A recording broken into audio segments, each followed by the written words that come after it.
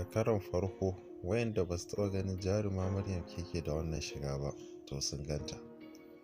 Jaruma Maryam Keke tana ɗaya daga cikin ƙananan jarumai mata a masana'antar Kannywood, wayanda da yawa idan za a yi fim na 'yan mata ƙanana wayanda za a sa 2, 3 ko fiye da haka akan sanya da ita. Jaruma Maryam Keke ta yi shuhura wajen yin shiga ta ƙananan kaya ko matsatsu, wanda ga dukkan alamu hakan ta fi jin daɗi.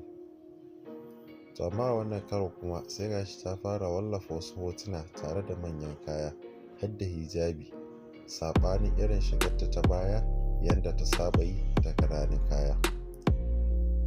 Canza shigarta zuwa sanya manyan kaya ya ɗauki hankalin jama'a da yawa suke ta tunanin to ko me yasa?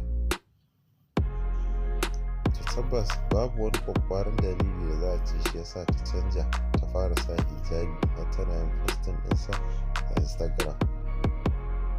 Mutum kowa yakan iya canjawa a wani lokaci saboda wani dalili, wani kuma babu dalilin ma.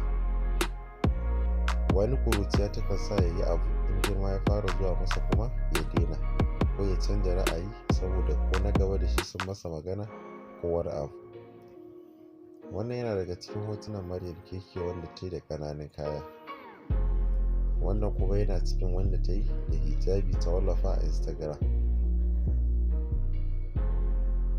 Da dukkan alamu dai akwai wani abu na musamman, domin kasancewarta ta sa hijabi ita ma ta yi walwala a fuskarta har da dariya.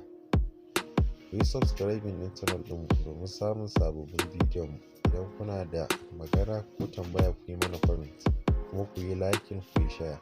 Mun gode da kasancewarku da wannan babban channel ɗin ta mai suna Komai da Ruwanka TV1, tashar da za ka iya samun duk abin da kake nema, tun daga labaran Kannywood, fina-finan Hausa da littattafan Hausa, abubuwa daban-daban.